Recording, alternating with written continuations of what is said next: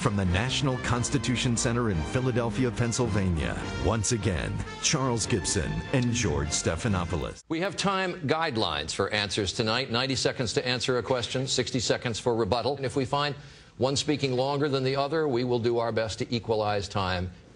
Go at each other right to the end. Don't give an inch to one another. Fight it to the end. General question before we get to the issues.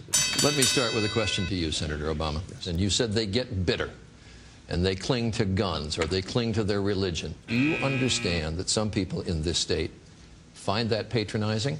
These comments from Senator Obama broke on Friday. Senator McCain's campaign immediately said that it was going to be a killer issue in November. And as George just said, you know, the Republicans, who are pretty shrewd about what it takes to win, certainly did jump on the comments. Senator Clinton, when Bill Richardson called you to say he was endorsing Barack Obama, you told him that Senator Obama can't win. I'm not going to ask you about that conversation. I know you don't want to talk about it. Do you think Senator Obama can beat John McCain or not? Reverend Jeremiah Wright. You never heard him say from the pulpit the kinds of things that so have offended people. But more than a year ago, you rescinded the invitation to him to attend the event when you announced your candidacy. What did you know about his statements that caused you to rescind that invitation? Well, and if you knew he got rough in sermons, why did it take you more than a year to publicly disassociate yourself from his remarks? But you did rescind the invitation to him. Two questions. Number one, do you think Reverend Wright loves America as much as you do?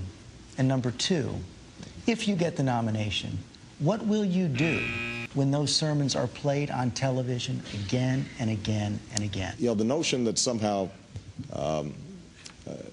that the American people are going to be distracted once again by comments not made by me, but somebody who is associated with me, that I have disowned, I think doesn't give the American people enough credit.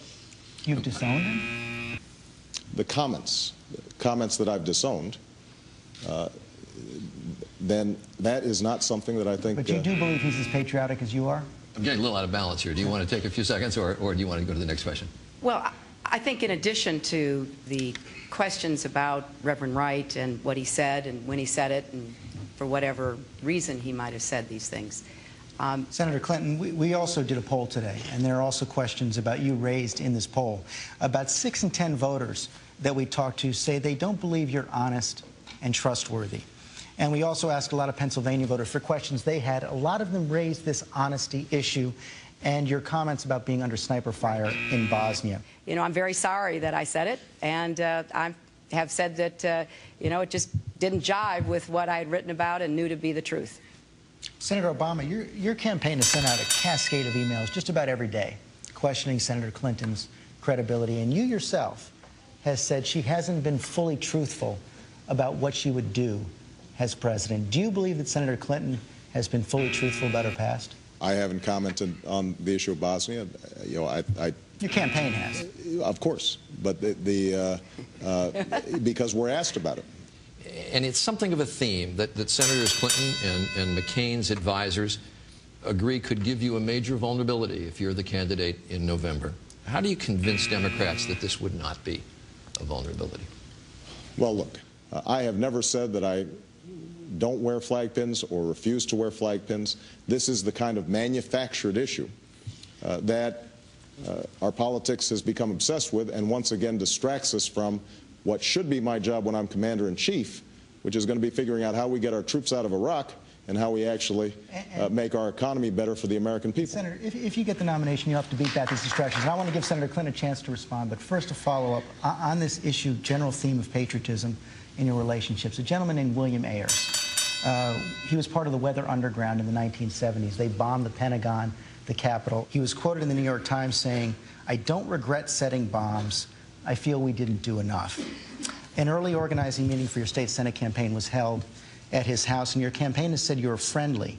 Can you explain that relationship for the voters and explain to Democrats why it won't be a problem? But I also believe that Senator Obama served on a board with Mr. Ayers for a period of time, the Woods Foundation.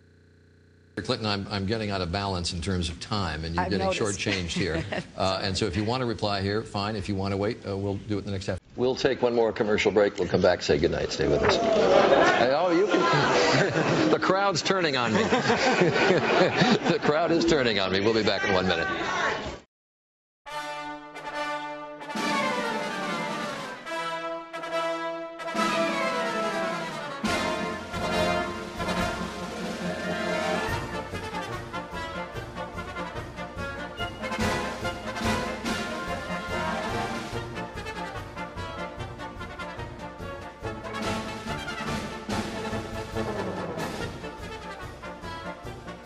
This doesn't make much sense, George, but this is an example of what I'm talking about.